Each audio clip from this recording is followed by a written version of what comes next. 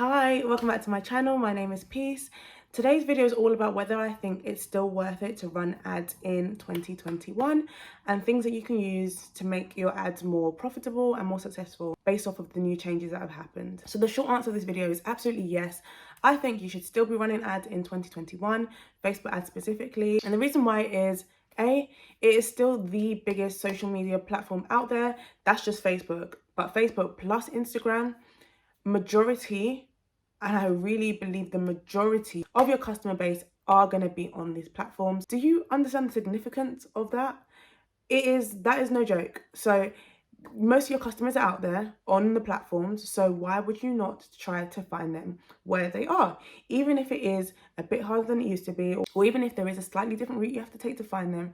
Why would you not try to find them where they are? Also, like I said, there are ways around everything. When you have that mindset in business that everything is figure outable, that's how you really get through so-called hurdles. Because yeah, this is a bit of a curveball. It's a big curveball, I'm not even gonna lie. It's not the easiest thing to navigate. iOS 14 has meant that it's much harder to track your ads. It's meant that it's harder to know which ads are being successful. It's meant that it's really hard, if not impossible, to retarget your customers, which is where a lot of the return investment needs to be. But it just means that you have to change your approach to ads. It does not mean you have to move completely away from the platform, especially when it is the biggest social media platform in the world. I just want to keep reiterating that. So with iOS 14, you want to make sure that your back end funnels are optimized. So when you drive traffic to your store, what are you doing to capture them in a funnel? So the point of ads is to drive traffic to your store. It's almost like a club promoter, like when you're on a girl's holiday or a guy's holiday and they're just going around on the street trying to get you to their club, like, I'm gonna give you free shots, this, that. They're trying to hype up their club. They're like, yeah, we've got this music playing tonight, we've got this performer. That's their job done. Afterwards, it's in the hands of the bartender, the MC, the DJ to make sure the club experience is one that gets them to stay. That perfect analogy. That is exactly what's happening with ads. The ads are the club promoter. You or your store or your website is the DJ, the bartender, the host, the cloakroom assistant, the cleaner, everything to make the experience one that someone wants to stay and actually wants to start spending. If I get to the club, it's empty, the drinks on the menu aren't nice, the music isn't popping, I'm gonna leave and I'm not gonna spend any money. And then you're just paying someone to bring people to the club and they're not even spending the money. The whole point of you paying, investing in the ads or the club promoter to bring the people to you is to get them to spend enough to cover the cost of the ads or the club promoter. That analogy I did not even come up with before this video, so kudos to me. I don't know why it's in my head. I think I want to go on holiday. But yeah, you need to make sure your funnels are optimized. You need to make sure that the journey you're taking your customers on is one that makes it worth investing in that traffic, especially now that that traffic is a bit more expensive off the back of these changes.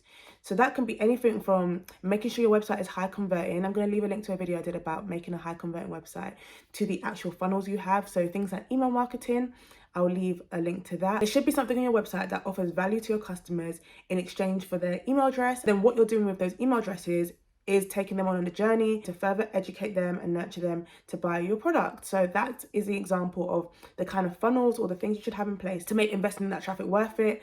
And that was always the case, but even more so now than ever, you need to keep optimizing and improving your conversion rate and your sequences. When it comes to how you approach your ads, one thing that you can use that you maybe didn't use so much before are running ads for video views and then retargeting people based off of their video views. So if you've got like a 1 minute long advert and someone has watched like over half of that, chances are they're pretty interested in your product. So you can then retarget the video viewers to educate them further about your brand, and they're going to be seen as a warm audience because the fact that they've shown interest in your product enough to watch a video for 30 seconds or longer in this 2021, with TikTok being a trend and people loving snip, snap, snap, that tends to be quite a good indicator that a person's interested. So you can go ahead and retarget them, as opposed to retargeting someone for visiting your website, which we're not able to track anymore in a lot of cases based off of the back of iOS 14. And then also there's just a case of not relying on Facebook ads solely. I know a lot of people do actually run their e-commerce businesses, especially in like the dropshipping space, with like 100% of their traffic, 100% of their visitors, 100% of their customers coming from Facebook ads. This is where the importance of diversifying your marketing is just shown in black and white. I will leave a link to some videos I've done about social media marketing and also like paid versus organic marketing, how you should just diversify across the board. You can use different social media channels, you can use different paid advert channels. So Google ads is a really, really good one. I don't think people use enough. Even YouTube ads, wait on me, I'm going to be using them soon. That is the plan anyway. Just diversify your ads across the board, diversify your marketing across the board. Yeah, it kind of just covers your bases, and that's what we should be doing in all aspects of business, to be honest, but especially your marketing. But overall, I'm absolutely an advocate for still using Facebook ads in 2021. It is the easiest way to scale, to be honest, in my opinion, especially when it comes to e-commerce. Just for the sheer fact that, like I said in point one, most of your audience is going to be on the platform. To be honest, if you've never used Facebook ads before, in my opinion, now is the perfect time to start, because you have nothing to compare it to. I feel like for a lot of people that have run ads before iOS 14, it's a lot more painful, because then you have something to compare it to. Be like, oh, I remember before when you used to be able to do this and used to be able to do that. Whereas now, all you know is what you're able to do now. You might as well start now, learn Facebook ads from the perspective of where it is now, as opposed to having like a perspective or outlook on Facebook ads that doesn't even work anymore because of these changes. So definitely don't shy away from it if you haven't learned before. So I've done another video which goes into more detail about what I wish I knew before running Facebook ads. So if you haven't seen that, I'll definitely check that out. I'll link it above. Just do not shy away from it.